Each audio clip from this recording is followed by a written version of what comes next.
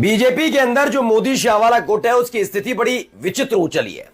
वो ऐसी चादर है जो बहुत है तो छोटी, इसीलिए जब इधर वाला छोर पकड़कर खींचते हैं तो दूसरा वाला छूट जाता है, और जब दूसरा वाला पकड़ते हैं तो पहला वाला छूट जाता है।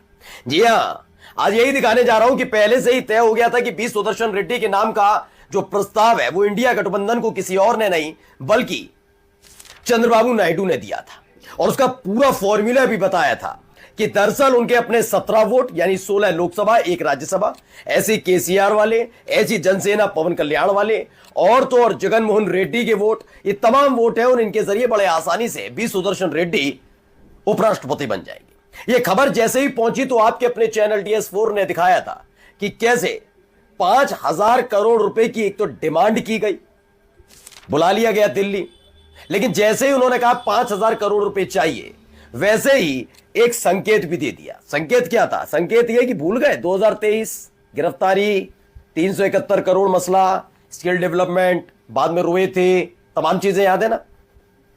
तो उसके फौरन बाद ही चंद्रबाबू नायडू कहने लगे हम तो एनडीए के साथ हैं, हम तो सीपी राधाकृष्णन को वोट कास्ट करेंगे।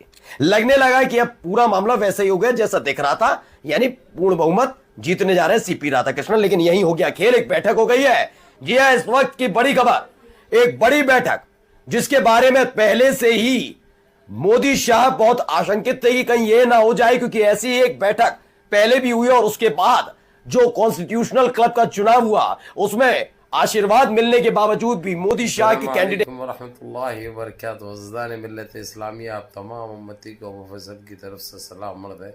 घर में बड़ी पर्दानशीन इज़्ज़तदार माँ और बहनों को अबू फैसल की तरफ से सलाम मर्द है। बहरहाल बहरके अल्लाह से उम्मीद है आप लोग खैरियत से होंगे, अल्लाह की हिफाजत में होंगे। इन मलूनों की मलामत से, इन फ़िरक़ा परस्तों की फ़िरक़ा परस्ती से, इन दरिंदों की दरिंदगी से, इन माबलिंचरों की माबलिंचिन से, इन बलात्कारियों की बलात्कारी से, इन दहशतगर्दों की दहशतगर्दी से महफूज हो गए। अल्लाह आप लोग अपने हफ्ज़ अमान में रखे, अल्लाह अपनी हिफाजत में रखे, अल्लाह हर आबाद से, हर शर से महफूज रखे। बहरहाल बाहर के मेरे अजीज़ दोस्तों, मेरे भाइयों, देश के हालात से भी आप लोग वाकिफ़ है और देश के बाहर के हालात से भी आप लोग वजह वाकिफ़ है। ये देखा आपने 1 मिनट 42 सेकंड का जो रखा है मैंने क्लिप, ताकि आप लोग देखो समझो क्या चल रहा है। अब इस तरह जिस एनडीए को जो चंद्रबाबू नायडू यानी जिसको हम पेवन नायडू कहते हैं, मैंने रखा हूँ, कोई और रखे ना रखे, पेवन नायडू यानी जहाँ बोले वहाँ जब जो है सो पेवन डाल लेना पड़ता है इसको लेके, जिसको ज़रूरत है उन्हें इस्तेमाल करता है, वो खसलत का है। तो बीज ने जब इधर इंडिया अलायंस को एक चीज़ बोलकर भटकाया कि वाइस प्रेसिडेंट के लिए तुम लोग ये नाम सामने लेके आओ, जो पहले एक सुप्रीम कोर्ट के जज भी, चीफ जस्टिस भी रह चुके, काबिल बंदा है और अपने देश के लिए बहुत कुछ किया है, देश के हक़ के लिए बहुत, देशवासियों के लिए बहुत कुछ किए है, एक काबिल बंदा है। ये उकसा कर किसी तरीके से नाम सामने कर दिया और ये भरोसा दिया अंदरूनी तौर से कि मैं और YSR हो या पासवान हो, ये सारे वोट रेड्डी साहब को ही पड़ेंगे आंध्रा के वाइस प्रेसिडेंट के लिए। अब उसके बाद दिल्ली बुलाया गया, दिल्ली नहीं गया। इसके बाद कल दिल्ली गया, जाके जो है सो एक मांग रख दिया, सीधे सीधे 5,000 करोड़ में सौदा किया कि मैं ठीक है एनडीए का साथ दूंगा, मेरे को 5,000 करोड़ चाहिए डेवलप करने के लिए आंध्रा। अब आंध्रा की आवाम को जैसा ये बात की फनप लगी, फनप लगते ही जो है सो वहाँ पे आंध्रा में ऐसे ख़तरनाक मुजाहरे देखने को मिले। अब इसके पास रातों रात थर्राने के अलावा, कांपने के अलावा कोई रास्ता नज़र नहीं आया।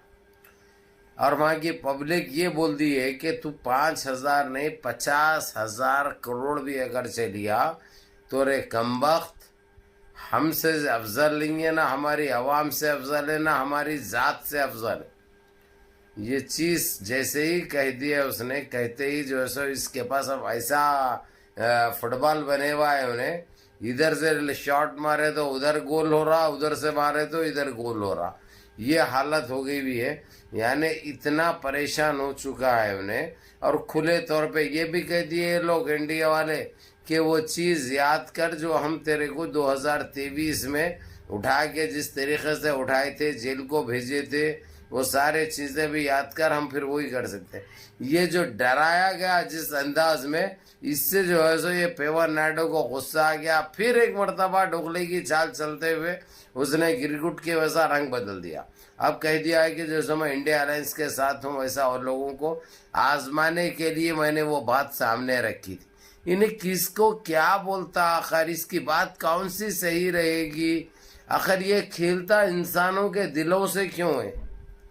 ये अभी तक जो है सो इंडिया अलायंस और एनडीए को सौदा कर रहा था, अब जो है सो उठा के पूरे आंध्र प्रदेश का सौदा कर दिया। जो वहाँ की पब्लिक को ये चीज बिल्कुल बर्दाश्त नहीं हुई और इसके ये हाल हो चुका है, आंध्र प्रदेश में आना भी मुश्किल हो चुका है। और अगर ये हरकत करा तो इन्हें कभी भी इसकी सरकार गिर सकती है वहां पे, ये चीज तो नजर आ रही है। बहरहाल देखते हैं, बड़ा मसला होने वाला है। मुनज़्ज़म रहिए, मुत्तहिद रहिए, अपनी सफ़ों में इत्तेहाद बरकरार रखिए, नमाजों की पाबंदी करिए और इस डोगले की चाल का इंतज़ार कीजिए अब कौन से पड़ले में बैठता है जाके।